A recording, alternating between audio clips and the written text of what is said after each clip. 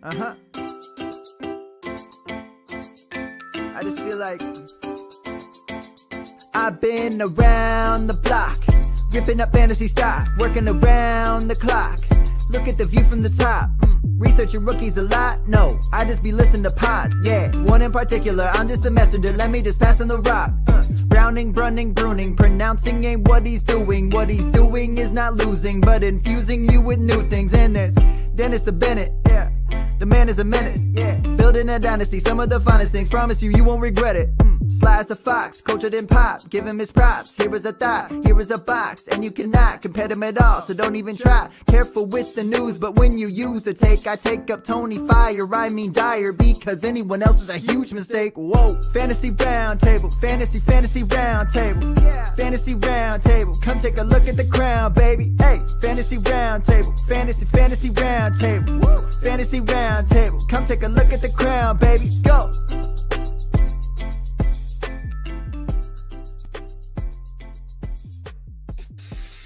Oh, man, I got way too much stuff going on. What is going on, everybody? It is Friday. We are heading into the bulk of week 4. We had what ended up being a very good game last night between the New York Jets and the Denver Broncos. We, of course, got Dennis and Matt here with us. How you gentlemen doing today? I am doing outstanding. Knocked out a nice chunk of the honeydew list today and did a little show prep, got some editing done early. I've had a very productive day. Decorated the pod cave. Yeah, the jersey is nice. Yeah. You need to get yourself some flags, some other. I got a bunch of stuff like sitting right here that I just. I'm working on it. My wife's always like, "You got to let me decorate," and I'm like, "You can." Just, I got a couple things I need to finish. Got to install a heater and whatnot.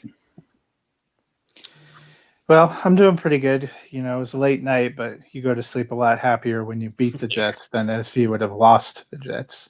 At least there's that.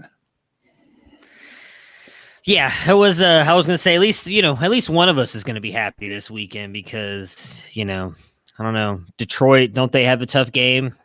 No, I think Detroit. I regret my Saints pick being published because the Saints we'll talk about, but Janoris Jenkins and Marshawn Lattimore are out. Michael Thomas and Jared Cook are out. Oh yeah, not a good sign. Hey, you can always change it. Doesn't matter what you put in the article. It just matters what's on the app. You can go back in there and change it. That doesn't matter.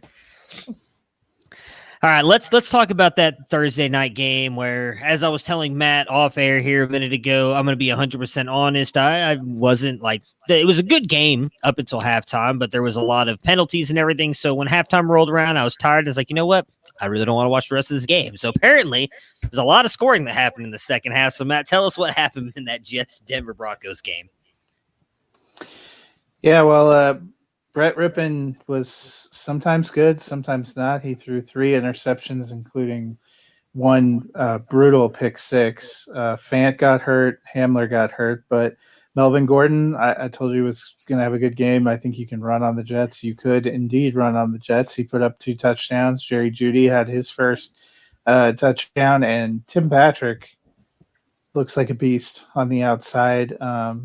He's moving into that starting role. The Jets actually came from behind and they were down 11, 27-16. They went up 28-27. I thought this is not a great sign.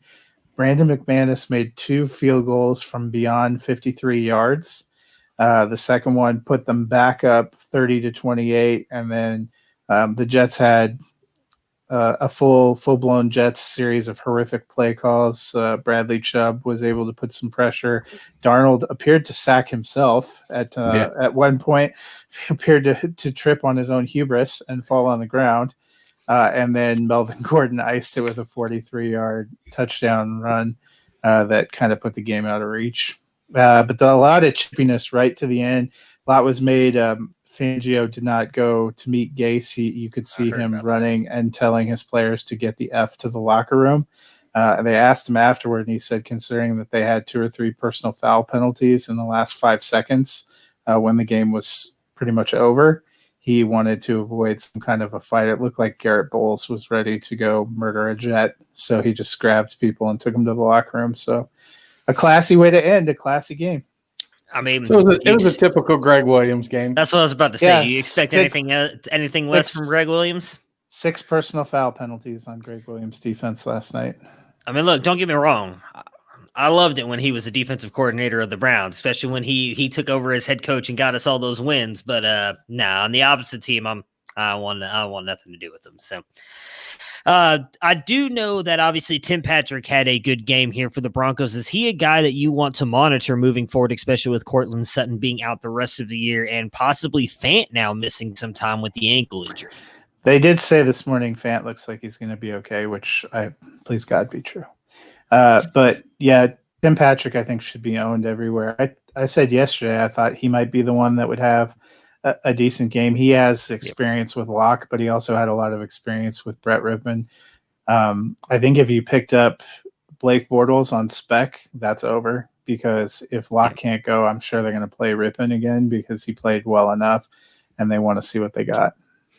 And I think St. Patrick's Day was yesterday with the game that he had, Phil. Just one day late. Which reminds me, Phil, thank you for popping in and commenting, because I keep forgetting to talk about this.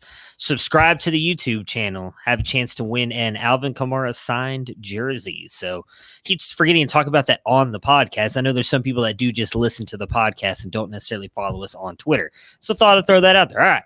On the Jets side here, obviously, not really much going forward. Crowder had a good game, which is good to see him back on the field. I did have him in a couple lineups last night, so it was good to see him actually come through and produce. You know who wasn't good to have in your lineups last night? Chris Herndon. Yeah, Chris Herndon. He sucks. Yeah, those Eric Ebron, Jonnu Smith stacked with Herndon on about a half a dozen lineups didn't go so well for me yesterday. No, I was just telling Matt beforehand that in my main dynasty league, I set all my lineups on Thursday because I like try to wait as long as I possibly can to do this. I've always go back through and check them on Sundays, but I was setting all my lineups Thursday, and in my main dynasty league, I apparently fat fingered in Chris Herndon when I had George Kittle, who I thought is who I clicked on. And I went in today with the Hopkins news, who we'll get to, and I picked up Greg Ward because I wanted to have someone who plays Sunday or Monday night. So I picked up Greg Ward, went to go rechange my lineup, and I saw the check mark on MFL next to Chris Herndon. I was like, wait, what? No. I did not start Chris Herndon. I started George Kittle. Going, nope. Sure enough, got my whopping 16 points from Chris Herndon last night. So super thrilled. Now I'm going to take another loss in my main dynasty league, but that's what I get for being an idiot. All right, so on to the Jets anyways, who are also led by an idiot head coach. So kind of like me and Adam Gase, we've got a lot in common here. There is a chance that Bell can be back next week in week 5. What are your thoughts on Bell coming back? Really anybody outside of Crowder? Because I think if you've got Crowder, you're starting him at least in a flex spot. He's good to go. But you've got Smith. I can't remember what his first name is, but he had a good game last night. Jeff Smith. That's right. Everybody was talking about him today. The guy who nobody remembers scouting as he came out of the draft. Jeff Smith, who did get a lot of targets yesterday as well. He had no snaps in any of the 3 games prior. I was looking. I think it's Tom Clissenberry put up the Jets receiver snaps. They said "well of sadness" #Jets, and I was looking at the snap distribution, and your guy Braxton Berrios went from being a huge part of the offense to now we're not going to use him. We're going to use this Jeff Smith. Well, I think they intended to use Berrios. They just missed a few times. That offense in general. You have Darnold as a low end too. He'll pop like he did last night, 23.6. If he connects on a couple passes, if somebody makes something happen. But when Bell comes back, Gase has already shown a disdain for properly using Lev Bell and pretty much anybody else on that team. And for whatever, I guess, we can toss Sam Darnold into the Josh Rosen bin because the Jets are going for Trevor, it looks like. Because they said, no, Gase isn't going anywhere. I think you roll your Jets out there other than Darnold or Crowder as low-end players with hesitation. Yeah, me and Matt actually talked about that a couple of weeks. Was that it was a couple weeks ago, right? Was it on last week's show, Monday or Tuesday? We talked about was it the Jets, Giants, or Broncos? Because they all, obviously the Broncos have won now, but those three were the lowest teams so far in the NFL. If all three of them ended as like those top three picks, would any of them actually take Trevor Lawrence? And I said if I was any of them, I'd take Trevor Lawrence. So that'll be interesting. We talked about how Drew. Did you see Greenberg's? I did. I saw the if the Jets have the number one pick, Trevor Lawrence should go back to Clemson. Yeah. Yeah, we talked about on there that we thought if any of them did that, it would be smart because you could still, I think, get decent draft capital for a Daniel Jones or Drew Lock. But Sam Darnold, we were kind of worried with as bad as he has looked, and he hasn't shown the flashes that, like, he's shown a flash here and there, but not multiple flashes like Lock and Jones have. We were curious as to what, if the Jets did do that and ended up taking Trevor Lawrence, what they could get for a guy like supposedly though. There's a report out that John Gruden really would like to figure out a way to get Sam Darnold. There's always I wouldn't hate him. So you just need one true believer, and you can get value for anyone. Oh, I mean, that's the thing, though. Is there's just so many teams that could use him. And I know that, like, for instance, Cam Newton has been really good with New England, but he only signed the 1-year deal. You're telling me if New England were like, hey, yeah, we'll give you our they're going to make the playoffs and probably have another good run. So you're talking about, okay, yeah, we'll give you the 26th whatever pick for Sam Darnold, and the Jets take it, that Bill Belichick won't be able to turn Sam Darnold around. Yeah, I'll bet on Bill Belichick 9 out of 10. No, 11 out of 10 times that he'll be able to do something good for Sam Darnold. So yeah, it'll be interesting to see. I don't think the Jets will finish as the worst team, but I could be very wrong about that. I think they're going to get like 2 wins, 3 wins. I felt like, coming out, I knew Darnold had some mobility, but the long run aside, I mean, he looked quicker than I remembered him being. So it's, he seems to have okay pocket presence, seems to do an okay job sensing when the pressure is coming. So there's a lot to work with there. And he's 22 now? 2, yeah. He's going into his third, in his third year? Yep. So this is the season they have to decide if they're going to pick up that 5th-year option. I mean, he's 22 years old in his 3rd year in the NFL. I don't think Darnold is bad at all. I think he's good. I honestly think it's the team around. No, I shouldn't say the team around him. They have good pieces around him. I think it's the coaching. It's the infrastructure. Yeah, that's how Darnold got so fast. He's been practicing for when he can run away from Adam Gase and the Jets. Hopefully sooner rather than later, at least for his career. Moving on to the Sunday games. The first one up here, we have the 2-1 Colts against the 3-0 Bears. For Indy, we have Jonathan Taylor coming. This is consensus rankings. Jonathan Taylor coming in RB5, Nyheim Hines 31, and my goodness, you can tell I have college on the brain. I wanted Mo to say Alley Cox. No, I know. I wanted to say DeMonte Coxey because I have college stuff going on my head right now. Mo Alley Cox at tight end 17. We did see Cox thrive last week with Doyle. I'm gonna say the full name. I just feel like that's not gonna trend well here on the podcast. We saw Mo Alley Cox thrive well here with Doyle back last week. Is he the tight end to own in Indy? I mean, I think it's going to end up being a mess because we know that Doyle is super reliable, but for him to come back and not get any targets, that's a little peculiar. So now, it feels like we're going to have a week next week where Doyle gets 7 targets and Cox gets 1 or 2, and now you're starting to ride that tight end roller coaster.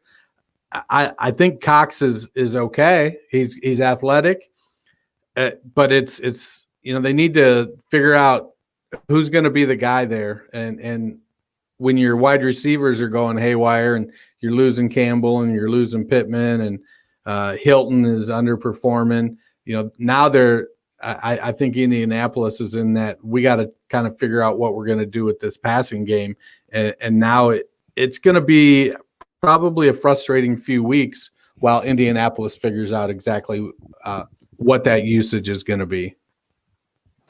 Yeah, and just to add more sadness to the fire, I saw some Indianapolis people talking about Trey Burton's getting close to coming back off IR. So, if if there was ever a time where he could just come back and murder everyone's fantasy hopes, this would be it. But I guess Cox feels Mo Alley Cox feels. Yes, yeah, we're really earning Yeah. our parental advisory for actually naming players. What you're saying, you're not feeling Cox this week? Is that what I mean? No, we are not. I don't know. Matt's going to the Dallas game, so maybe Cowboy Country. Can't wait. Anyway, Can't wait. There's going to be a lot of Cox seems- around me right now. I can promise you that. And I'm not talking about Mo Alley. Continue. Mo Alley seems like he might be the best option to start this week, which is exactly why Dennis said Jack Doyle's going to get 12 targets and catch 10 passes, and you're going to wonder what went wrong with your life. Yeah, it'll be for 37 yards and 2 touchdowns, but yeah, the full Dontrell Inman. yeah. On Chicago side here, I will say one thing really quick. I'm a little bit worried. I know Chicago has a really bad run defense, but I am a little bit worried that Jonathan Taylor's not going to have a huge game here, just because it seems like Frank Reich is trying to pull his best. Who am I thinking of? Bill Belichick here, and throwing in like multiple running backs for no reason. So, well, when you have a talent like Wilkins, how can you not run him out there? You know, that's like good 20 times a game. My bad. I did forget about how good Wilkins is. On Chicago, Your boy. I mean, I wasn't that. I was high on him, but not like higher than Taylor. I would definitely take Taylor over him. I wasn't that high on him. I liked Wilkins. I didn't like him that much. Let's see here. For Chicago's side, David Montgomery, we have at RB16, Allen Robinson, wide receiver 9, Jimmy Graham, tight end 14. Are we expecting to see more consistency out of guys like Graham and Robinson now with Nick Foles at the starting quarterback position? Let's hope so. I mean, I'm forced to start Graham as my second tight end in a flex spot this week, so he's not going to do anything because he did it all last week, because that's what I deserve in 2020. But I think Graham, he is a little bit Nick Foles related, but he just feels like he's in that phase of he's in that Jack Doyle type of phase. He's not a super athlete anymore, but he's solid. He's got good hands. He'll get open in that, inside a 10-yard range because he can keep the defender away from the ball. So if the quarterback just has to have the confidence that he can get the ball where he wants it, and that's probably the biggest difference between Trubisky and Foles. I think Foles believes, hey, I can get that ball in that 2-foot square, and Trubisky's like, I think I probably need a 4-foot square, and so that defender looks a little bit close. So I could see Graham in that, staying around that tight end 12-14 range going forward with Foles. Yeah, I think Robinson and Graham hopefully will level out a little bit because they're doing pretty well. Graham has 3 touchdowns in 3 games, which is pretty good.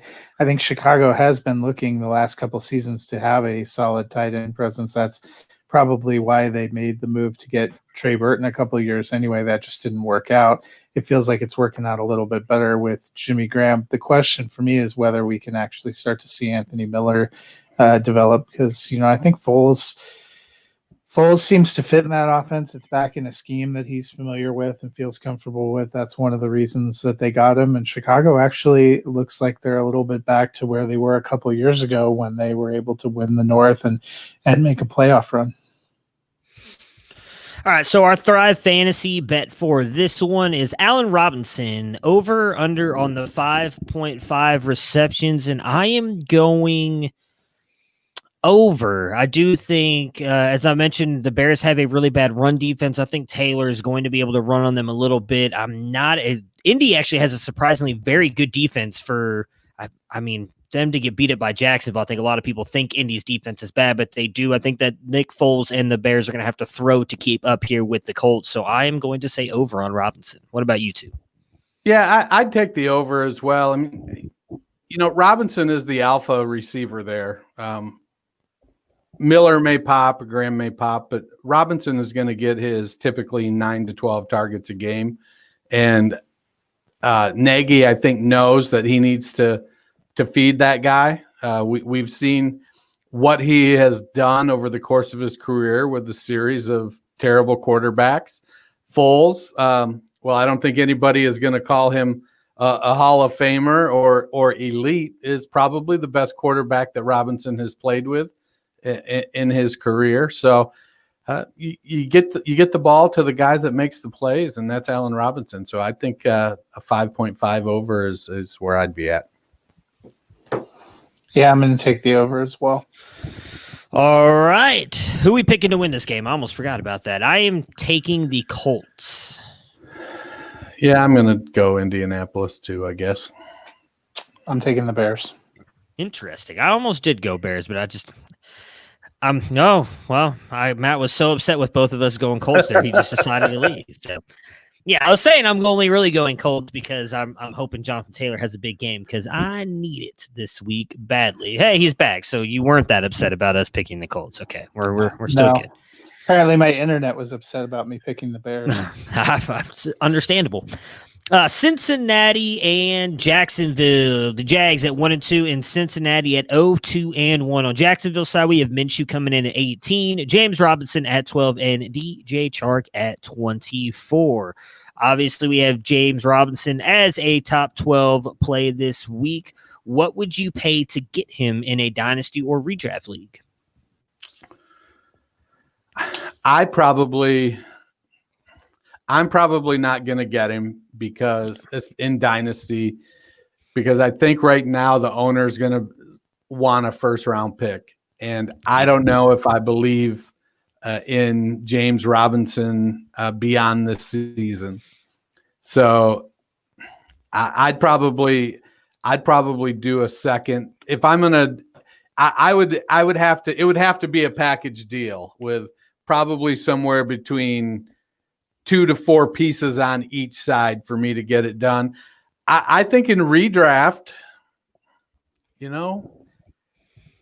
if I could get somebody to take Kenyon Drake off my hands, plus, maybe they needed a tight end, maybe Jimmy. If I'd send Drake and Graham for Robinson, if I needed a running back. I think that would be something you may be able to convince somebody of in redraft.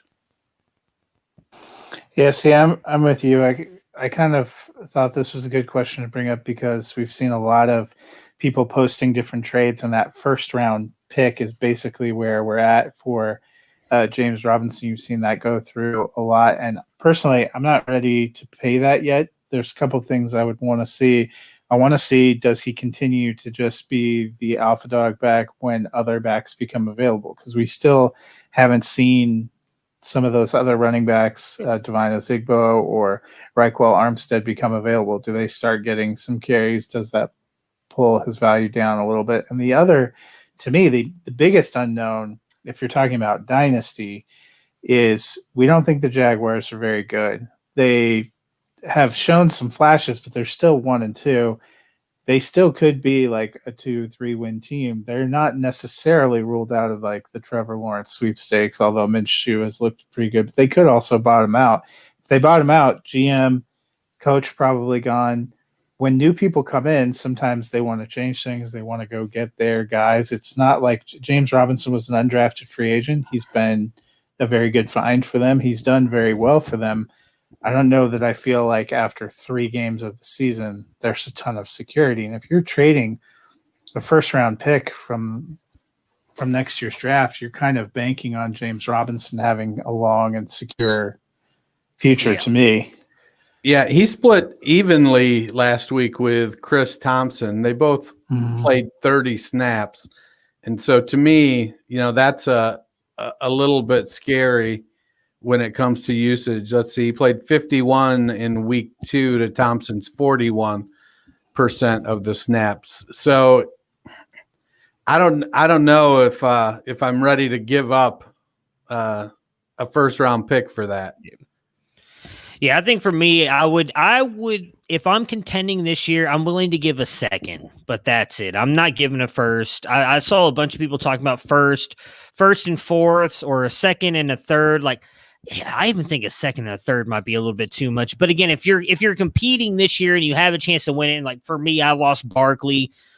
I might be willing to give a second and third for Robinson just because it gives you what looks like going to be a secured running back moving forward. But I think you really have to know you're in it to win it this year. And, even then, I think that's a little bit much. A second and a third, that's a lot.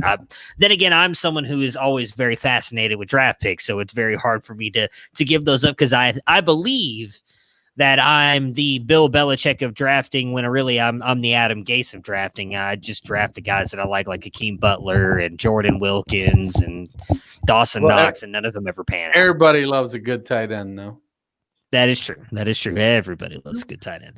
The Buffalo Cincinnati will break out at tight end here in about 3 years. Yeah, hey, that's great. It'll be right as George Kittle's hitting the decline, and Butler will have his 2 good years or something like that. I'm never getting rid of him, just like I'm never getting rid of Odell Beckham, even though he sucks.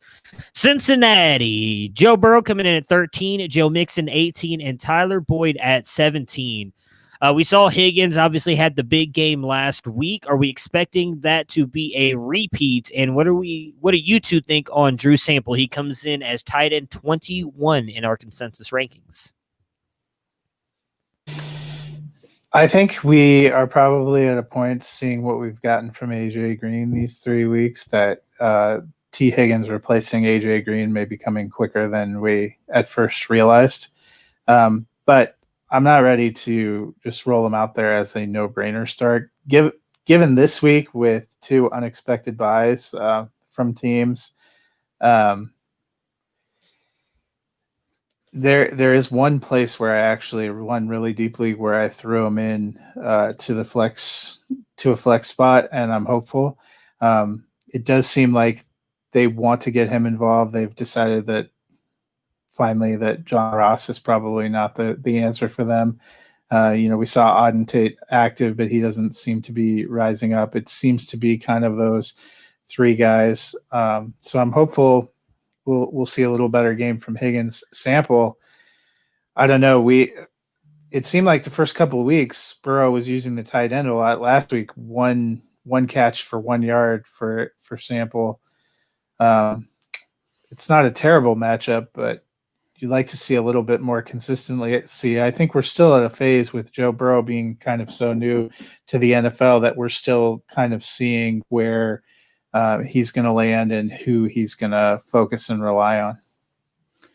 Yeah, I like Higgins a lot, and I think he's definitely the 3rd wide receiver there. He may play more snaps than AJ Green, but Green is going to be the starter unless they're starting 3 wide receivers. I think they will continue to go with that veteran deference. Green is going to have to start to produce, though. He can't have those, 12 target, 3 catch games like he did a couple weeks ago when other guys are holding onto the ball. It's a situation where that team is probably going to be playing from behind a good amount.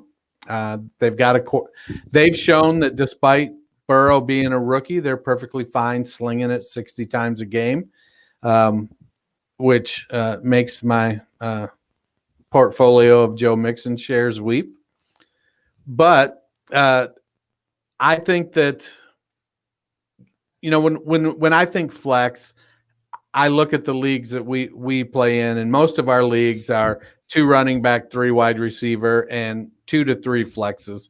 So with that setup of possibly starting as many as 6 wide receivers, I think especially as we head into the bye weeks and we're in injury apocalypse and the era of COVID, I think you're looking at Higgins as an every week start pretty much. I think it's going to be it's 2 weeks from now, we're going to be talking about how Khalif Raymond is an every week flex play. He was last week. Yeah. Don't get him started. On T. Higgins, I want to see it one more week before I'm going to believe in it. Obviously, it looked good, but he hasn't done much up until last week. I do think me and Matt talked about it a little bit on Monday. Some of that has to do with, I think, AJ Green just really outside of that first game has not looked good. And I understand this is now going to be the 4th game. So I still want to see it a little bit more. I agree with Dennis on the fact that if it's something where, you're starting 6 players, and yeah, he's probably in your flex. But if you're talking lower end, maybe 2 or 3 flexes, I want to see it one more week. Now, if you were killed with, we didn't mention this off the top, although everybody I'm sure knows about this. Tennessee and Pittsburgh are technically on a bye now this week due to the COVID cases in Tennessee. So if you had heavy shares into Tennessee or Pittsburgh and you're having to lean on somebody, there's not a lot of guys on the waiver wire you're going to find with more upside than T. Higgins. So I'd be all in for putting him in there as well. As for Sample, after the big fat 0 he gave me last week, I'm fine leaving him on my bench and just taking a 0 in the spot with not having him in there until I can see it again. I am taking, since I did this last week and it failed me, I am taking Joe Burrow's Bengals to get their first win this week against the Jacksonville Jaguars. Who are you guys picking? I'm going to roll with the Bengals too. God help Cincinnati fans, but I also picked the Bengals. So congratulations, Jacksonville. Yeah, exactly. All right, next up, the 2-1 Cleveland Browns against the 1-2 Dallas Cowboys. Your boy hopefully is going to be at that game. Looks like I'm going to be there. Cannot wait. Should be a lot of fun to watch the Browns lose. On the Browns side, though, Baker Mayfield coming in at QB 14, Nick Chubb at RB 6, Kareem Hunt at RB 14, and Odell Beckham Jr. at wide receiver 16. Hunt was limited in practice today. We saw him and Odell land on the injury report. Yesterday, we talked a little bit about it. Odell is now off. Hunt is still on there, but he did practice. Are you guys worried at all? Again, groin injury on a running back. Are you worried at all about him going into this game this weekend? Well, I think you'll have a little bit of concern, but we're headed into week 4, and for the most part, for the next 12 weeks, people are not going to be 100% healthy. It's definitely worth monitoring throughout the weekend to see what the reports say. And if Cleveland somehow manages to get a lead, it wouldn't surprise me to see, Nick Chubb get extended run. But I would expect that they're going to go into the game with the same type of plan they've been using. They'll use a generous portion of Chubb and of Hunt. And,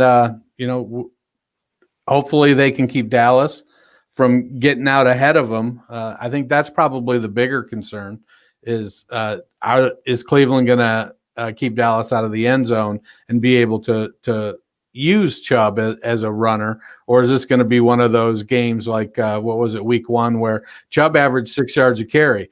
He just only carried the ball 10 times. We don't need those type of games.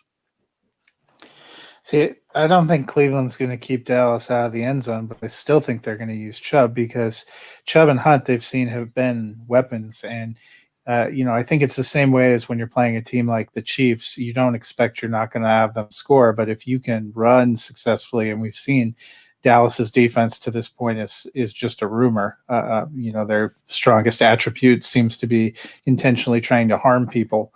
So if you want to slow the game down, and you can do that by dominating time of possession and by running, and Cleveland's pretty well set up. I'm a little nervous about Hunt because a groin injury for a running back doesn't seem good, especially one that kind of really uses speed and quickness. But I think the fact he went back and logged a limited practice on Friday, and the fact that OBJ came off the injury report and practiced in full might tell you that they were getting a little bit of you guys are important veteran players, so we're not going to have you kill yourself in a game that we think has the potential to be a track meet. Are you guys or is this more, do you guys think this could be a get-right game for the passing offense? We saw, obviously, in week 2 that kind of worked out, although it was really more one big play to Odell. But Dallas, their weakness is in the secondary. They get passed all over. Do we think at all, is it just Odell? I think Jarvis gets a good right game. He hasn't had that big game yet. What are you guys' thoughts on those two really quick? I think some of it is going to depend on how much internal pressure Baker puts on himself to play well in Texas. He can be his own worst enemy mentally. And when he gets back down there in that region, I think sometimes he feels like he has to be so perfect that if he isn't, it starts to get to him, and he tries to do. If Mayfield has one fatal flaw, it's that he doesn't play. He'll make one Pat Mahomes style play, and he thinks that he can do that all the time, and he doesn't play within his own limits. When he plays within his limits, then he's accurate. Then he's making good decisions. And if he can get back there and that line stays healthy, gives him a decent amount of time so that he can set his base and not have happy feet, make good throws, I think it could be a get-right game, but it's going to come down to the pressure on Baker. If the offensive line keeps him clean, I think potentially they could hit a couple good passing plays. Yeah, so, I mean, for me,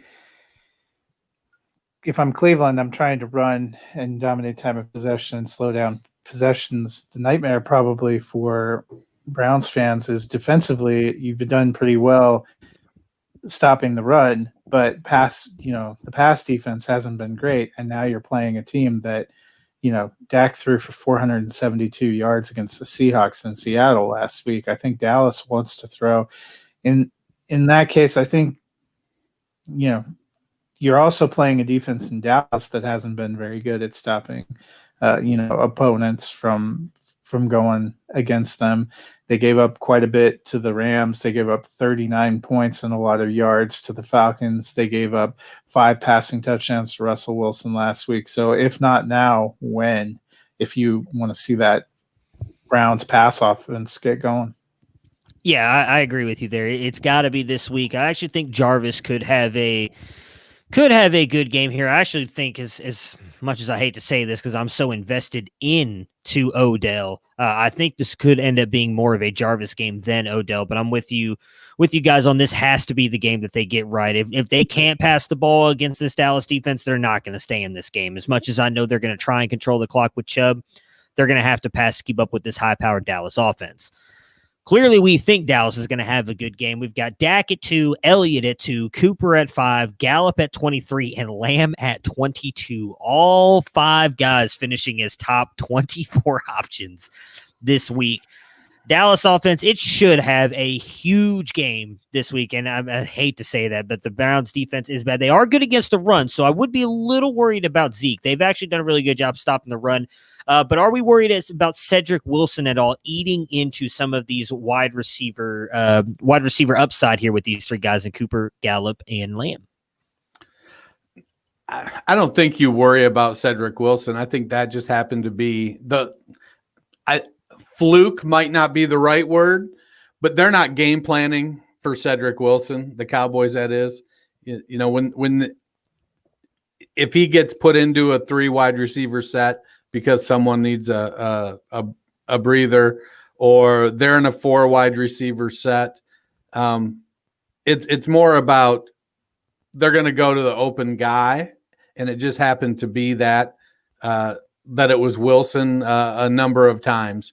So I'm not necessarily worried about Wilson. Will he have a couple games where he pops like this? Him and maybe Noah Brown. I think Noah Brown played a decent amount of snaps as well. But it's the big 3, Cooper, Gallup, and Lamb. And when they're producing, even against good run defenses, I think that's going to help create some room for Zeke Elliott too.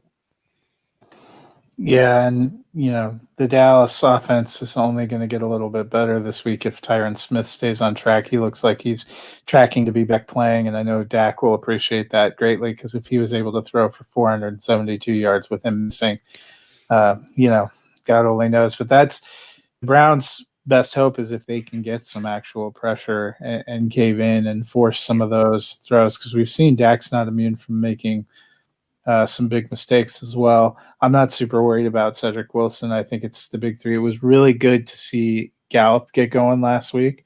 Hopefully they can. That had been kind of a concern after a couple of games. It looked like Gallup might be the odd man out.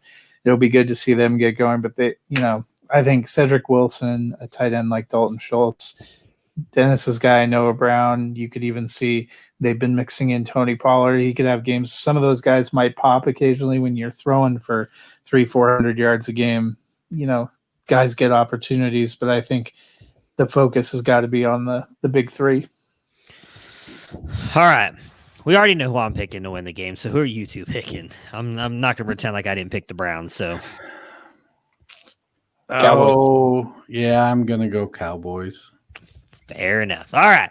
Next up, the 1-2 Saints versus the 1-2 Lions. For the New Orleans side, man, are they beat up in this one. We got Drew Brees coming in at 16, Alvin Kamara at 1. Both Thomas and Jared Cook have been ruled out. What are your thoughts on the New Orleans passing game now? Are you believing Adam Troutman might have a chance? He was really highly touted rookie coming out of college, or maybe Taysom Hill, Matt's favorite NFL player, getting a little bit of love this week now with really nobody else on this roster. What are you guys thinking about this New Orleans offense? Well, you got the wrong Hill. It's Josh Hill. I think Taysom is and always will be just a gimmick guy. And while he may pop here or there, you're not going to see Taysom Hill come out and play 65, 70 snaps at tight end. Troutman played 52% of the snaps last week. Josh Hill played 33. Where's Cook? Cook played 34%. So I think it ends up being probably fairly close to a 50-50 split with Troutman and Hill. But Drew has a connection with Hill going back, 5 years now. Hill's been there quite a while. And when other tight ends, I think he was there even at the end, maybe not the end of the Graham era, with Jared Cook when Cook was there. He's always been able to step up for a game or two and produce at a decent level. I don't think Hill is somebody that's going to give you numbers week in, week out in a starting role. But he can fill in a pinch and might produce tight end 2 numbers fairly easily. Troutman looked good in the snaps I've seen him play. So if I have to, hopefully I don't have to start one of them. But I think if I do, I'd probably start Hill over Troutman, but just by a nose. First of all, the first Saints passing play of the 2020 season was a pass to Taysom Hill, who was lined up at tight end. So they are going to use him, and they do run packages in place to him. I would take him over Josh Hill any day because Josh Hill's been waiting for his breakout fantasy relevance season since the beginning of time, and it has not happened. And Taysom Hill has? Taysom Hill has had a heck of a lot more high-scoring games than he's had but years. How do you know when to play him? I mean, you stick when Taysom Hill in. Absolutely no weapons. You stick Taysom Hill in and hope he gets a play, waste a roster spot on it, take a 1. If you're playing a Saints tight end right now with what we've seen from Drew Brees, you are making a prayer to the Lord that you're going to get some kind of points. What I thought about their passing game was it was nice to see him develop more of a connection with Emmanuel Sanders last week. It seemed like he was able to get into a groove and they were able to kind of connect with each other and have some nice plays. I would expect that's going to continue a little bit, but in terms of other receivers, we've seen Deontay Harris, they like his speed, but he hasn't really gotten involved. Traquan had an interesting game when they were playing the Raiders, but seemed to disappear a lot last year. Sanders has some appeal to me. I know what Dennis is saying about the tight ends. You could take shots on that. Somebody named Hill could end up putting up points, but I think that's sort of a gamble. Yeah, I mean, if I had to pick one of the Hills, I'd probably go Taysom because as much as I hate to feed into Matt's love for him here, I feel like he's probably already outscored Josh Hill in their fantasy careers as well with the amount of points. I think he's got the bigger upside. I don't disagree. Josh Hill's probably going to be out there starting on every single play because he's an actual tight end, but I think you have a better chance of Taysom Hill getting you a ton of points than actually Josh Hill. I forgot what his name was there for a minute because, I don't know. I don't want to start either. I'd probably do the same thing I'm doing with Drew Sample. I'll just leave it blank and take 0. For Detroit, I think from a wide receiver standpoint, Traquan Smith is stepping up, and so I think you can comfortably put him and Sanders in roughly the same spot. So if you have either one of them, you have that, I think, wide receiver 3 sort of comfort for him. For Detroit side here, we've got Matt Stafford coming in at 15, Kenny Golladay at 13, and T.J. Hawkinson at 9. The Saints are now missing 2 corners with injury, so it should be a good passing game. The highest running back we have ranked right now is Adrian Peterson, who comes in at 30. What are your guys' thoughts on that, the running back position? Are you willing to start any of these guys, the 3, Adrian Peterson, Swift, or Carry-On? I think, unfortunately, they've shown the willingness to give Peterson the ball 15 times a game, and he's getting some yards. He had one of the slowest spin moves I think I've ever seen last week, and I kept watching people retweet it, and I'm like, are you guys playing it on fast forward or what? Because that was a slow-ass spin move. Now, he made the guy miss, but still, it was not quickness by any stretch. I think that Detroit is in a situation now where it doesn't matter which running back you start, they're going to screw you. Matt Patricia learned well from the master, Bill Belichick, on that one. I'm a little bit with you. It gives me a moment of pause that we saw DeAndre Swift's snap share go right into the toilet the first game Kenny Golladay came back. That could be a coincidence, or it could be that they were running Swift out there a lot more because they were trying to pass to running backs because they didn't trust their wide receivers. That gives me a moment of pause. It also, last week was probably the best Detroit has looked because we all think Arizona is not too bad of a team. I was surprised Detroit went out to Arizona, and they were up for pretty much throughout that game. It was close, but they were up, and they got a big win. They're gonna, the Saints do not look incredible right now, probably, as you've said before, because we all picked them into the Super Bowl. So I'm sorry, New Orleans. Dennis is right. Adrian Peterson, probably the safest. He's also right. Whoever you pick is going to screw you. I'm not bailing off Swift just yet. I'm still starting him. I do think that Peterson got the run that he did last week because Matt Patricia came out and said they wanted to control the clock, kind of like we talked about what Cleveland has to do against Dallas this week. It is unfortunate that Detroit ended up winning that game because I feel like that's what they're going to now try to continue doing with Adrian Peterson. I get the argument with Golladay. I think Swift is too talented. I don't think Golladay affects him that much. They don't necessarily play. I still think Swift is going to be a guy out of the backfield. I think it was an aberration. If I see it again this week, I may change my mind, but I still think Swift. I mean, if you're at this point, you could be desperate with running back with the way the injuries have been. Obviously, again, bye week now with Henry and James Conner. I still think Swift has some serious upside, so I am not giving up on him just yet. I am picking the Lions to win this game. Who are you guys taking? I'll go Lions. What the hell? I picked the Saints before all the people were registered out, and that's what I published. So I'll stay with the Saints. But no, you don't have to stay with them. I have less confidence. I'm not like you, just making it up on the fly. I'm going to stick with the picks that I told people. No, I didn't make it up on the fly. That's who I picked in the chat. That's all. I just try to remember who I picked. I'm not always right, but that's what matters. What matters is the chat. People don't care what I say in here. They're not going to remember that. 3-0 Seahawks versus the 1-2 Dolphins. For Seattle side here, we have Wilson coming in at 1. Chris Carson, who does look like he's going to play, coming in at RB19. DK Metcalf at 2. Tyler Lockett at 4. Are you guys worried at all with Carson coming back from, obviously, the knee sprain? Carlos Hyde is hurt as well, so I think if Carson's out, it's going to be the Travis Homer show. I don't think there's going to be an issue with Dallas. I hope DJ Dallas gets in there. I've got him on a bunch of rosters, but I honestly think Carson's going to play. He's practiced. He looks like he's good to go. If he's in there, if he's playing, I'm starting him. What about you guys? Yeah, I think you have to. Carson has shown himself to be pretty durable when he's healthy enough to play. He's not just going to go out there and put the team in a bad spot. I wouldn't be surprised, though, if maybe they give Hyde an extra series or two just to sort of, if he plays. He Yeah. was added to the injury report. Yeah.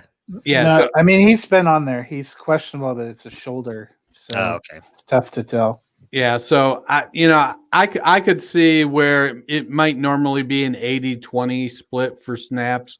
Maybe it ends up being a 60-40 kind of 65-35 split. So I think if as long as something doesn't happen in the next 48 hours, 36 hours, I think you roll Carson out there and expect him to do what he does. Yeah, I think if he's active, I'm starting him too. I think the real danger, though, is Miami hasn't been great. And if Seattle's able to build a big lead, do we see a lot of Travis Homer just because they're trying to save Carson and hide for later? So that would be my only concern. But this offense has produced so much points and been so much of an opportunity, and Carson's done it receiving when he hasn't been doing it on the ground too. So I think you got to play him for the upside. On Miami's side here, Gaskin coming in at 24, Mike Gesicki at 10. I think this is a great matchup. I think this actually has a sneaky shootout potential in this one with as bad as Seattle's defense has looked. We know that Ryan Fitzpatrick is not afraid to sling the ball even after he's thrown 3 interceptions. I could see easily a 3-touchdown, 3-interception game coming for Fitzpatrick. I am the only one who ranked Preston Williams. Are you guys not believing in the possibility of this being a high-scoring game? I believe in the possibility of it. I just feel like I've been so disappointed by Williams, up to this point in the season that I want to see him have a breakout. I don't think I have Devontae Parker super high either, and it's I know they're letting Russ cook. But given the fact that Miami's offense is not a juggernaut by any stretch, if he starts making some plays, it wouldn't surprise me. Did we lose him? I think so. I was like, did I freeze or did Dennis freeze? But then you moved your eyes, and I was like, oh, there we go. I agree with you. There's the potential for a shootout here. Preston Williams, guy that I really liked last year, that I like the potential of. I'm with Dennis. I did not rank Devontae Parker super high. I think our consensus ranking had him like 28, 29, maybe 30. So kind of just in the upper wide receiver 3. He could have a decent game. Isaiah Ford has had some decent game. My concern with Miami is sometimes they just implode when you think that they're going to put up points. Yeah. So, it could be a shootout. They could also give you like 10 points, or their team could score 10 points. And I like Gesicki, as probably a better option there. And Gaskin's been catching some passes. So we'll have to see. I'm with Dennis, though. Preston Williams needs to show us some more involvement. I know he had a touchdown last week, but he had 2 catches for 7 yards and a touchdown. It just isn't enough volume, it seems like, yet. Yeah, I guess I'm the only one all in on this. I just pulled up our rankings. So Dennis has Parker at 33. Matt, you have him at 30, and Ricky has him at 24. I have him at 12 because I really am buying. I don't think I like Gaskin, and I actually, unfortunately, have to start him in a couple of these. I don't think he has a huge game, at least rushing wise. They're only allowing like 2-point-something yards a carry right now. They've actually been really good stopping the run. They just have not been that good in the pass game. Now, Gaskin can catch passes, so I still expect him to get some passing working and come through for you there. But I do think this could be a very pass-heavy game. I think, I'm not expecting Williams to have a huge game here, but I do think he could come through for you, especially if he gets you a touchdown in the end zone, obviously, because that's the only place you can score touchdowns. Who you guys picking to win this game? Seattle. As am I. Yeah, I'm going with Seattle. All right. Someone's going to get off the schneid this week. We got the 0-3 Vikings and the 0-3 Texans. For the Vikings, it's all about Cook and Thielen. We've got Cook at 4, Thielen at 11. Now, obviously, Jefferson had the big game last week. He comes in at wide receiver 39 for us. Is he flex worthy for you guys this week, or do you need to see it one more week before you move him up? Well, I think it comes down to who your options are. At this point, right now it looks like we've got 38 better options according to our rankings. So, right. So so that means in a standard league, that starts 3 wide receivers. Yeah, he's a high end flex. Yes. So yeah, you start him. If you have 3 wide receivers and 2 flex spots, he's probably going to be one of those 2 flexes, and he's shown he's got wide receiver 1 upside. Yep. So what you paid for him in a draft, in redraft leagues, those are the types of guys that win you leagues if they can be consistent. I think the biggest stumbling block to Justin Jefferson's consistency is Captain Kirk. Yeah, I mean, we talked about, though, most of us are in leagues where you start 3 receivers and then you have a few in the flex.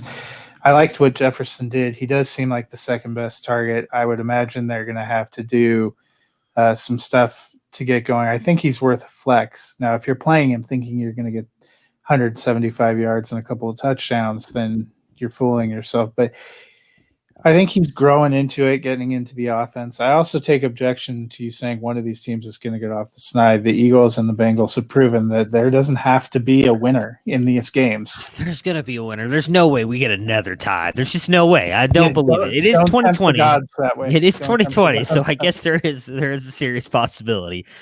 On Houston's side, we've got Watson at 9, David Johnson at 23, and Will Fuller at 26. Now, obviously, Will Fuller is dealing with a hamstring injury. Are you trusting him? Completely off the injury. Is he? Okay. Yeah, he's completely off.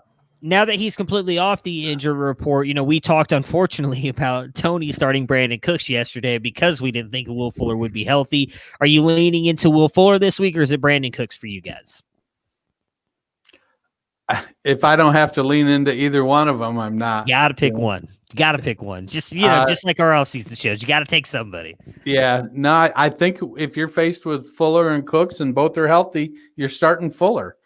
I mean, that chemistry is there. What was it, a couple games ago? There were, he was healthy and there was like 0 attempts at him. So Fuller has shown himself to be a very explosive playmaker, and if he's playing, I think I take Fuller's ceiling over Cooks's floor.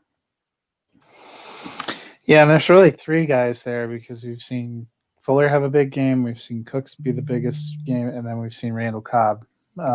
So start Kenny Stills this week? Honestly, to me, I almost would say Fuller, Cobb, Cooks. But it's wide receiver roulette, so. That it is. Yeah, Cobb looked good last week. But see, that's the problem. I feel like he always – I know, but that's the thing. It's like even with Green Bay, Dallas, like he has that one big game, he kind of lures you in. You're like, all right, you know what? You look good. I'm going to start him again. And then he goes back to doing nothing. So it's so hard for me to trust Cobb. I feel like I do kind of actually agree with you on the rankings there, though. I would go Fuller, Cobb, Cooks. I mean, to me, he's the most talented of the 3, but he just, for whatever reason, does not seem to be able to do it on the field anymore. I don't know why. All right, who you guys picking to win this game, Houston or Minnesota? Are you going for a tie? I will leave that option available to you. I am betting on Deshaun Watson. Yeah, I'm going to take Houston at home as well. Same. The 2-1 Arizona Cardinals against the 1-2 Carolina Panthers. For Arizona, we have got Murray coming in at 6, Drake coming in at 15, and Hopkins coming in at 1. Hopkins is a game-time decision with the ankle injury. This is lining up. And Christian Kirk, apparently. Sorry, I did not realize that. And Christian Kirk are both game-time decisions. This is lining up to be a Kenyon Drake type of game with as bad as Carolina is against the run.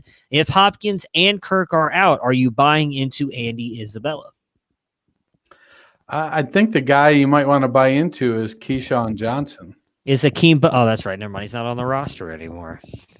Go ahead. Talk about Keyshawn. Well, it just he seems he's been getting snaps. They like him. The team likes him, and I think the different. I'm starting Keyshawn probably because I want somebody that's going to have more opportunity. That especially if Nuke is playing and Kirk is out, then Keyshawn will be in there. Isabella, even when he's been playing a steady 25-30% of the snaps. And it doesn't matter what's going on with the rest of the wide receiver core, people in, people out. Isabella gets that same snap share. So I think to expect all of a sudden he's going to go up to 75 or 80%, it's probably not going to happen. I think that you end up with, Larry playing a more prominent role. Maybe Dan Arnold plays a little more out at wide receiver, and they activate Jordan Thomas and play him on the occasional tight end spot. Maybe they use more Chase Edmonds at wide receiver, but I feel like Isabella is a guy you play if he's a desperation play when you need somebody to get a long touchdown on Monday night or Sunday night, and you're throwing a Hail Mary. That's the Isabella role, and I don't know that changes. It does seem like Isabella the last 2 weeks has developed a little bit of chemistry with Kyler, so it makes some interesting if the other two were out. I think if Hopkins plays, you're still going with him. And the guy that we haven't really mentioned, Larry Fitzgerald, is still there. He hasn't been a huge factor, but he's a great veteran receiver. I would probably trust him more than Andy Isabella at this point in time. I'd have to see a little bit more. But the questions I have more are, Christian Kirk, but it does seem like playing Carolina, who is not great against the run, if Kenyon Drake's ever going to kind of get off the snide and get to somewhere in that running back one territory that we thought he might have a chance to be, this would be a good week to get jump started. And I think you had our Thrive bet for this one, right, Dennis? Oh, yeah. So let's see. What do they have? If Hopkins plays, Thrive Fantasy has his receptions over under at 7.5. Are you comfortable if he plays that he can get there? That's tough for me. I might actually go under. I think this is going to be more of a Drake game. What would you guys do? If he plays, I'm going over. Yeah, I mean, they're feeding him the ball every bit as much as he got it in Houston. I think that and he's a beast when the ball's in the air. It's his ball. So I think if Hopkins plays, I'd probably take the over. I'm taking the over on that. For Carolina, Mike Davis comes in at RB 20, DJ Moore comes in at wide receiver 20, and Robbie Anderson comes in at wide receiver 29. Has Robbie Anderson solidified himself to being a starting option every single week? Yeah, I think he's every bit as reliable now as Justin Jefferson. Yeah, I agree. He's getting the volume, and he was a free agent. They went out and got. I know some of us thought Curtis Samuel might have a chance to rise, but it seems like Robbie Anderson's the one that. One out for Curtis Samuel. So, damn it, man! Love me some Curtis Samuel. Yeah, Anderson. In what it is he's making the play the difference between I think him and Samuel last year is that when the ball is out there, Samuel last season wasn't getting it. Samuel had a shit ton of air yards last season. He just couldn't connect with Kyle Allen or whichever Allen it was that was playing quarterback. Yeah, it was Kyle Allen. Teddy is getting the ball out there in a spot where Ryan's catching it. I'd love to see them flip flop and put Curtis out there, but I think Matt Rule is he's looking at Curtis as that weapon kind of player, and man, that kind of sucks when those they're like, oh, we need to manufacture touches for him. So maybe he's just not as good a route runner as it was perceived initially. But yeah, Rob, I think I'm pretty comfortable rolling Robbie out there. Who you guys picking, Arizona or Carolina? Arizona. Yeah, I'm going to go Arizona. I wish I had the guts to pick Carolina in an upset. That's right. Arizona Cardinals. Oh, man. Love it. Gotta love it. All right. Next up, the Los Angeles Screw it. Chargers. I'm taking Carolina. All right. There we go. And Tampa Bay Buccaneers. For the Chargers side here, we've got Eckler coming in at 7, Keenan Allen at wide receiver 14, and Hunter Henry at tight end 6. No Mike Williams in this game. With him being out, do we think Herbert can get a win and solidify himself the starter of the Chargers? And do you expect Guyton or Hill to possibly get an uptick in looks without Mike Williams being there? Well, I was actually faced with the choice in the league with Mike Williams being out. Do I pick up Guyton or do I pick up Hill? And I picked up Guyton. I think Hill is, he's going to get some playing time, and I could be completely wrong. And Hill is the one that is productive. But Hill was, when I was watching the game last week, the snaps I'm seeing Hill play, he's not catching the ball very well. He's having some drop issues, and I think I'm going to go Guyton, and he's going to be the guy I'm going to pick out of those two. Though I think with Williams out, both are going to get some play. Yeah, I think both are going to get some play, but I'm not really comfortable starting either. Williams went out pretty early last week, and we didn't see huge games. I still think Eckler, Hunter Henry, and Keenan Allen are going to be the real focus there. And the Buccaneers actually have a pretty decent pass defense. They've done pretty well. They have a pretty decent defense overall. I still think Herbert has kind of done enough that they shouldn't go back to Tyrod Taylor. I don't think you unwind that bell, but I'm not sure about them getting a win on the road here. Yeah, I mean, Guyton played 81% of the snaps last week, while Williams played 51 and Hill played 49. Yeah, I would not feel comfortable starting either one of them either. If I had to pick one of the two, I would go Guyton.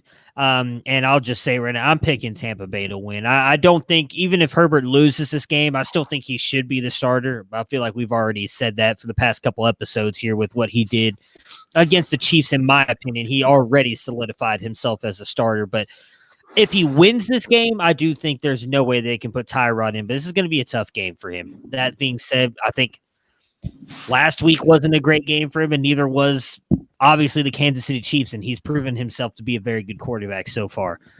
On Tampa Bay side here, Ronald Jones at 28 and Mike Evans at wide receiver 10. Fournette and Godwin are both out. Miller is questionable as well. Are you trusting the tight ends? Are we expecting a bump possibly for Rojo when we redo our Saturday rankings? Yeah, I definitely am moving Jones up with Fournette being out. I don't know how you can't. I think I had Fournette in the mid-20s or so,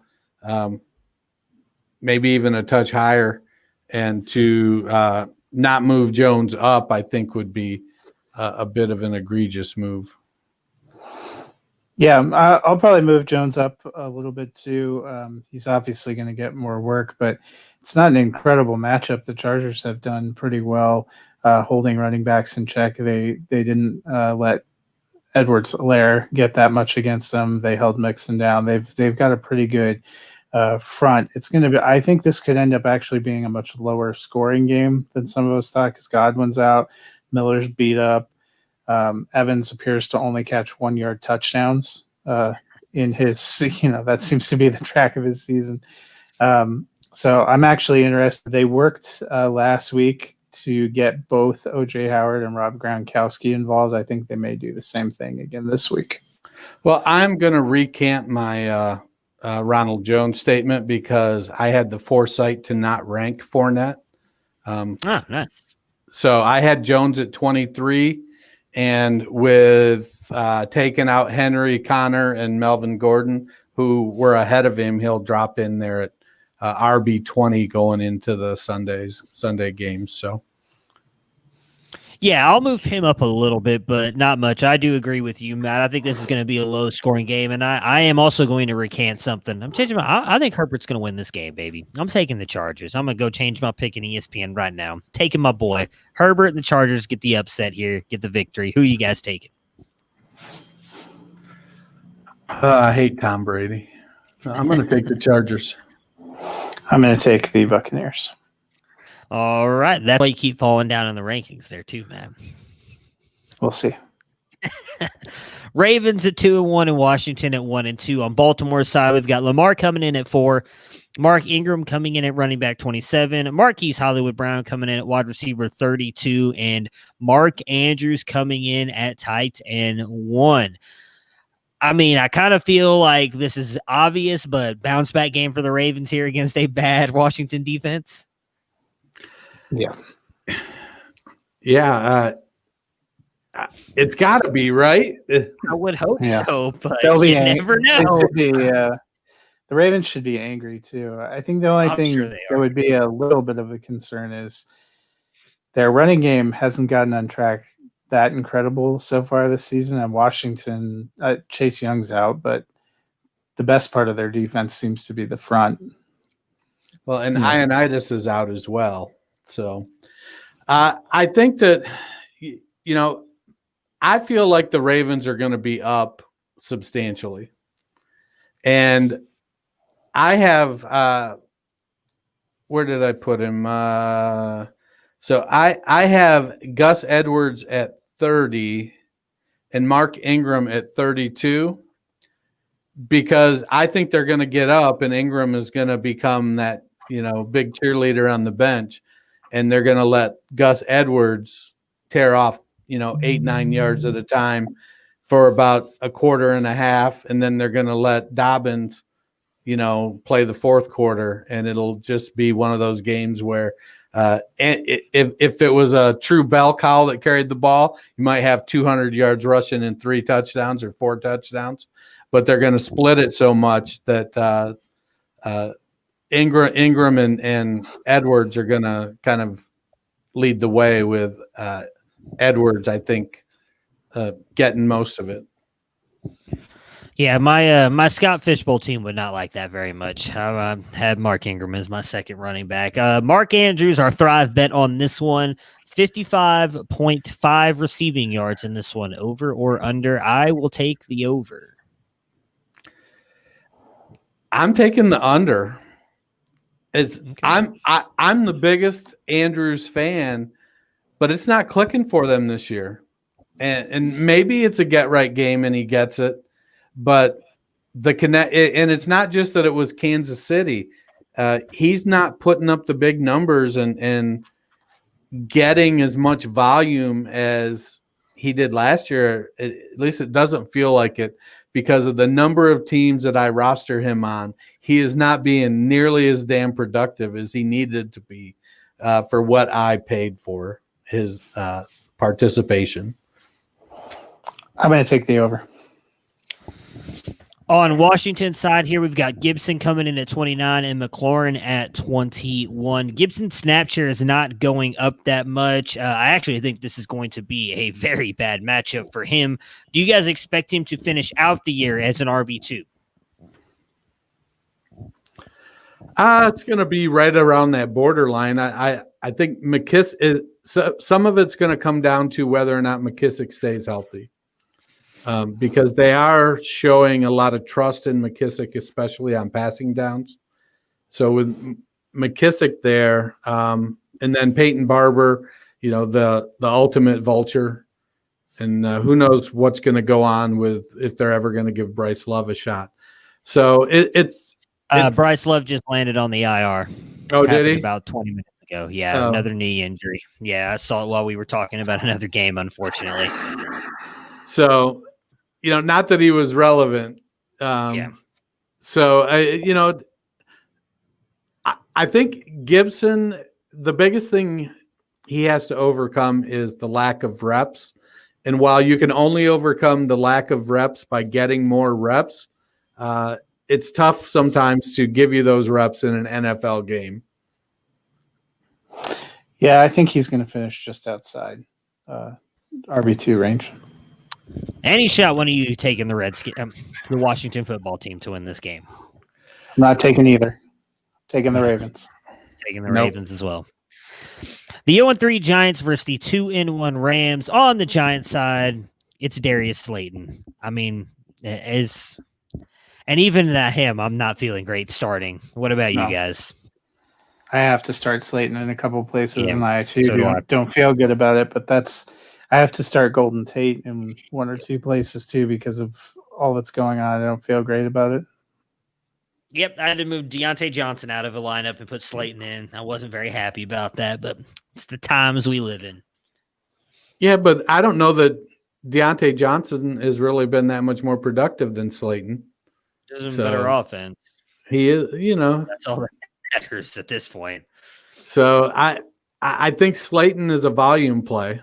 He's, if the Rams move the ball like they did, was it last week when Goff looked so good? He's looked good the past 2 weeks. He's looked good. I think outside of the Cowboys game where they had a lot of passing yards, they just couldn't get in the end zone. The Rams have looked good. Yeah, so the Giants are going to have to keep up, and with no Saquon Barkley, they're not keeping up on the ground. It's going to be through the air. So Slayton's I think he's going to get plenty of opportunity. I think last week showed that they don't have to keep up. They may want to keep up, but they don't have to, and they may not be able to. Yeah, I think that's what's honestly hurting Slayton the most is not having Barkley. You only have to defend this team one way. Until one of those running backs can step up and show that they can beat you on the ground, if that's even possible, all they have to do is defend the pass. So I think that's what's hurt Slayton more than anything else. On the Rams side here, Goff comes in at QB 10. Henderson coming in at RB21, Robert Woods, wide receiver 6, Cooper Kupp, wide receiver 15, and Tyler Higbee 8. So much like the Dallas Cowboys, we are all in on all of the Rams players. After what we've seen at Darrell Henderson the past couple weeks, Cam Akers out again this week. Do you feel that Henderson has locked up the backfield, or the starting job, I should say? I think it's good. He's going to continue to get volume this week. When Akers comes back, though, they're going to try to give Akers the snaps and carries to justify his draft capital. And if the team is playing better, it'll be easier for Akers to play better. And I think eventually Akers overtakes Henderson. Maybe not this year. It may not be until next year. But I think Akers is definitely the better talent over Henderson. But Henderson just needs to control what he can, which is when the ball is put in his hands, make plays. And this season, he's starting to do that. Yeah, I think it's always going to be a committee, but I think Henderson right now is going to be the first look on that committee, even when Akers comes available. Akers just wasn't doing a lot with his touches. I think he might take some more time to grow into it. Yeah, that's actually where I'm leaning as well. I heard a very interesting interview on SiriusXM talking about that Sean McVay was talking about how Cam Akers was struggling to pick up the offense. It's the same thing they were saying about Darrell Henderson last year, and I wonder if it's just because of how many things go into this offense. It takes these running backs a little bit longer to pick up, that I could see Akers taking over more next year, because I do think he's more talented than Henderson.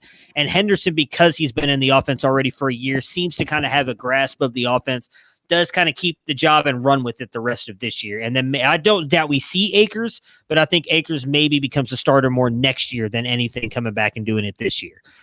Anybody picking the Giants to get their first win this year? No, I'm taking the Rams. Taking the Rams too. Am I? The 3-0 Buffalo Bills against the 2-1 Oakland Las Vegas Raiders. Man, I'm messing up all the teams today.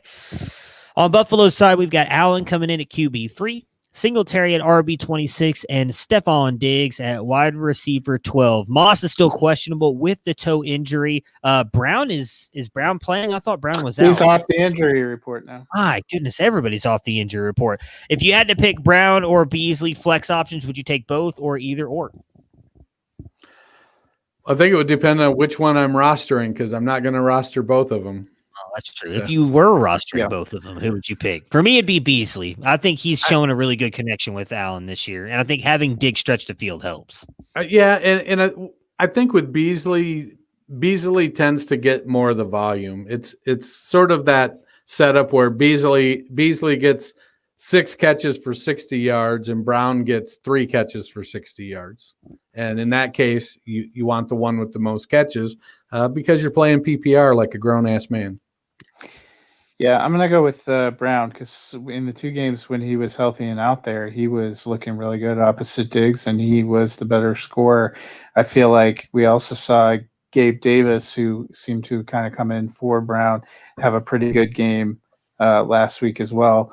They both could end up having some value because, Josh Allen has thrown for at least 300 yards in every game this season. But I think Brown and Diggs have been playing really well off each other when they've been in there. So that's where I would lean.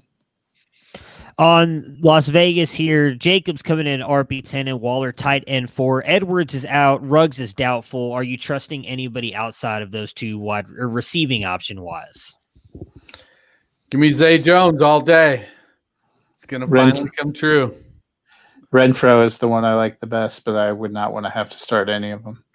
No, I think you can start Renfro comfortably as a wide receiver 3, flex play wide receiver 3. He gets the volume there, and Gruden likes those grinder type guys, and that's what Renfro is.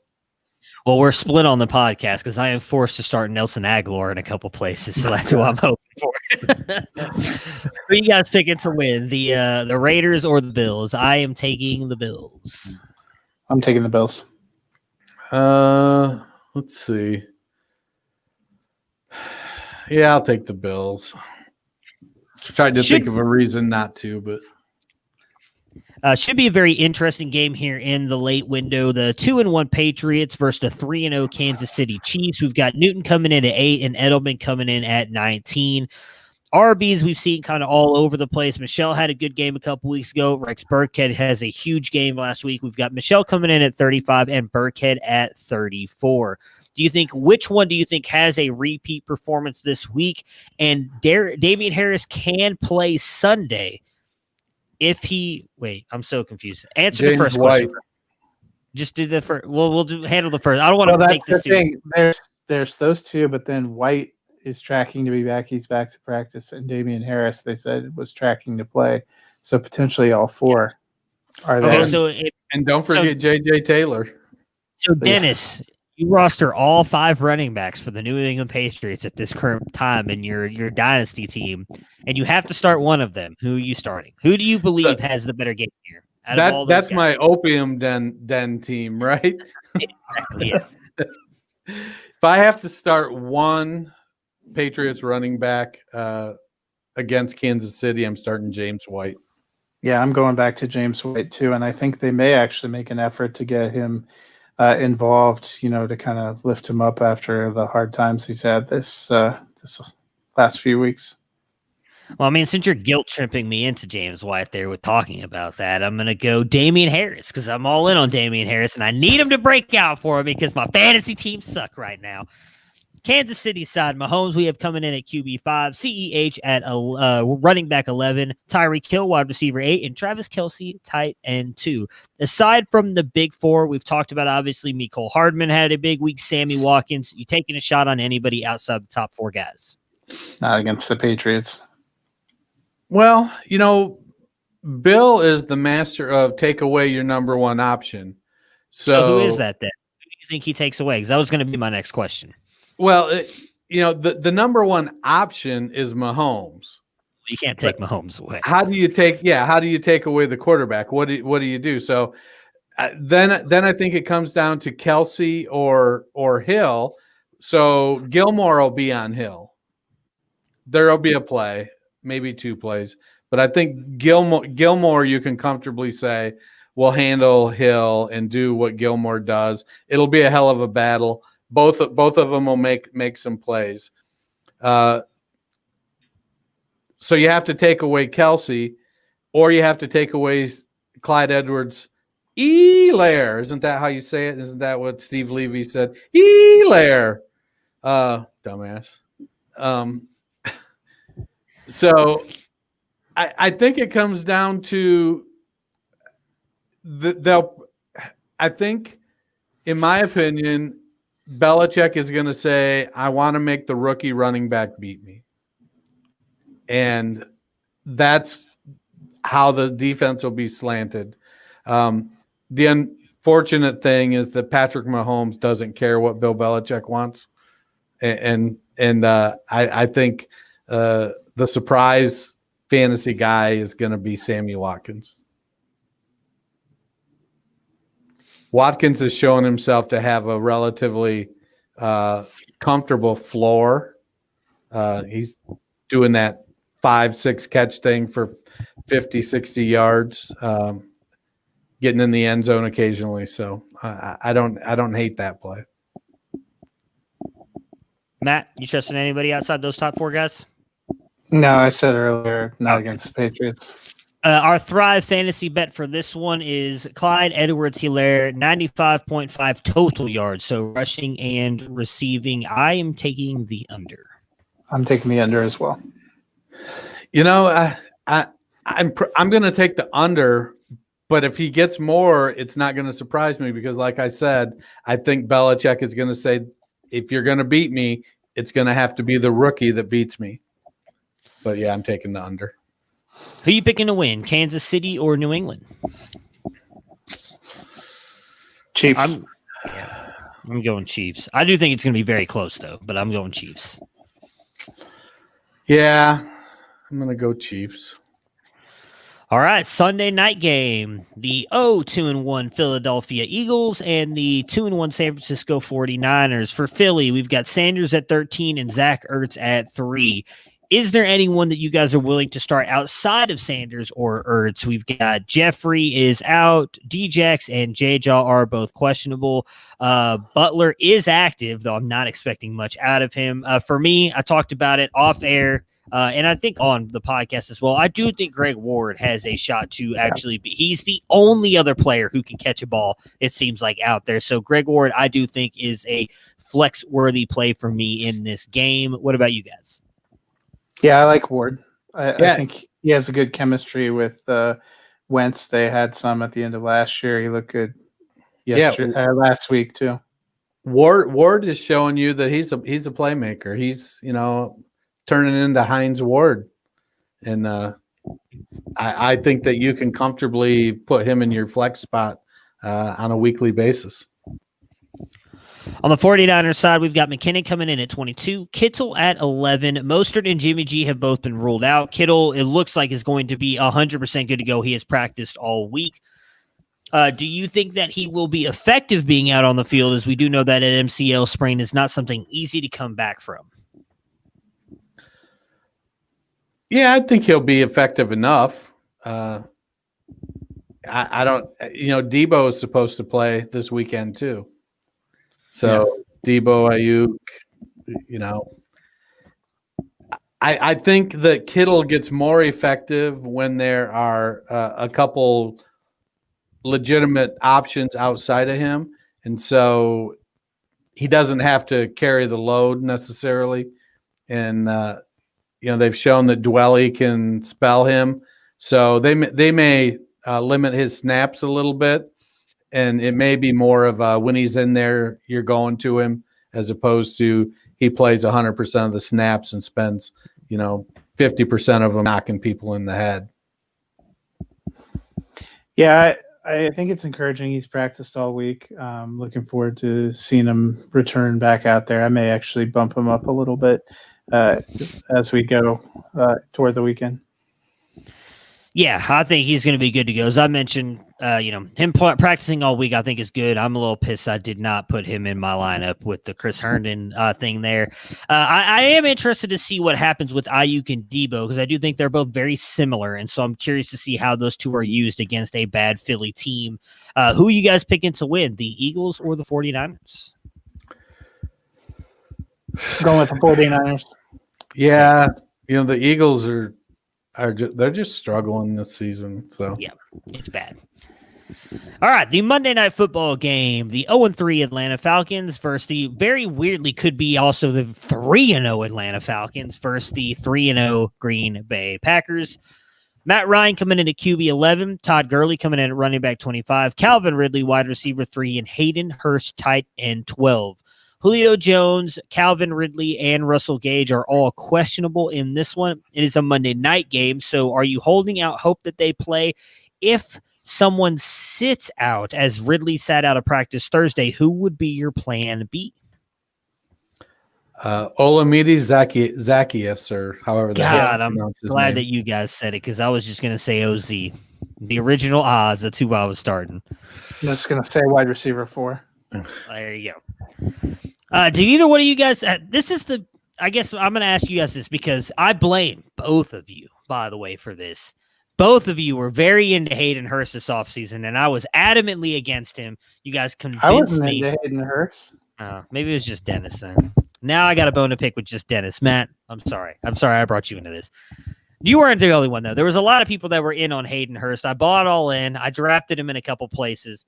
This is a prime spot for him to break out. Green Bay has not been good covering tight ends in the past couple games. If Hayden Hurst does not have a good game here, are you, I don't want to say dropping him in a redraft league, but is he officially moved to being on your bench?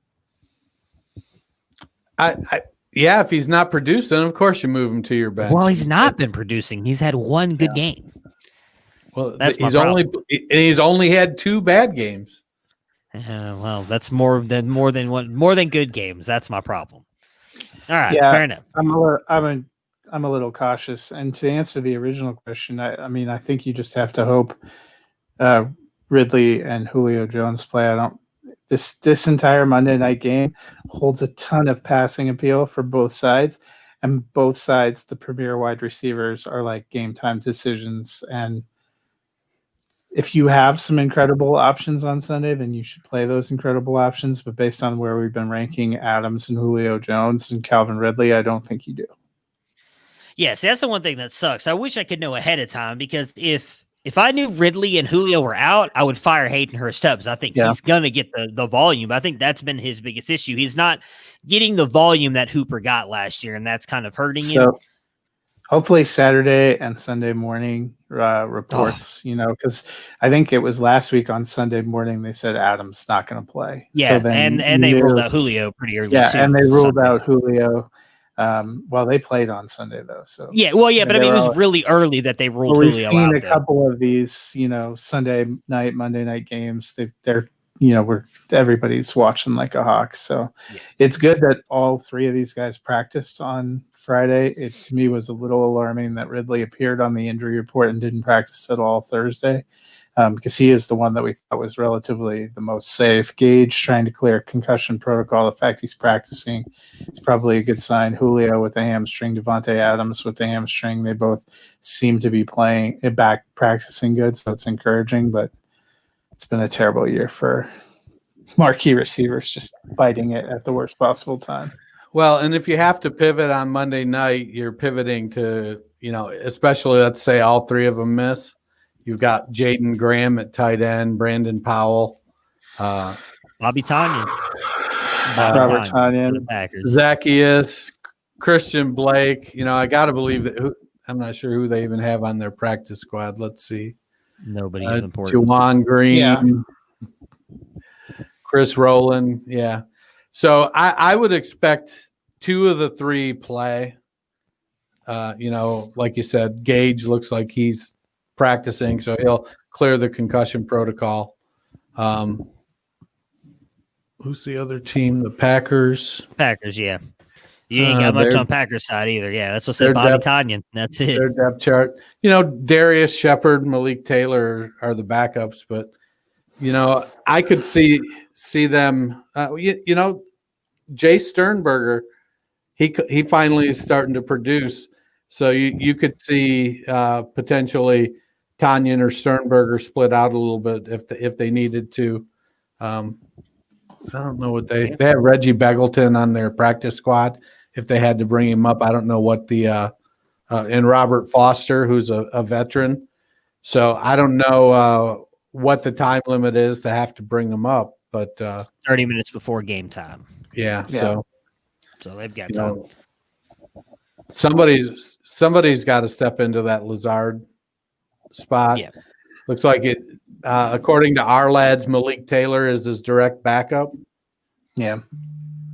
So on Green Bay's side, we've got Rodgers coming in at 7 and Aaron Jones at 3. Lazard is out. Adams is questionable. And obviously it looks like it's going to be MVS is going to be the guy here. I'm not trusting anybody. I would actually throw Robert Tonyan in. He looked good last week. If Adams is out, he would be a guy I wouldn't mind flexing because someone's going to get the volume here. It's going to be Jones, and MVS I think is in for a big game. I do think Adams plays though. Yeah, me too. yeah, I mean, it could be a game too where you end up with Jones playing more receiver type stuff, and they stick Jamal Williams in the backfield. Yep.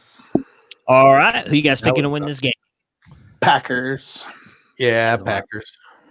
All right, so that does it for today.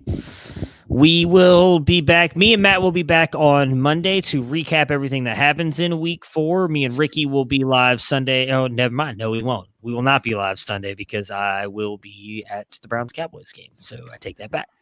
Will not be live. But guys, we've mentioned we're doing the Thrive bets in here. Go to thrivefantasy.com, enter promo code GEEK. You get $20 on a $20 deposit. Again, you guys can jump in our Discord channel. You can find that on musiccitydrivein.com or hit any of us up on Twitter.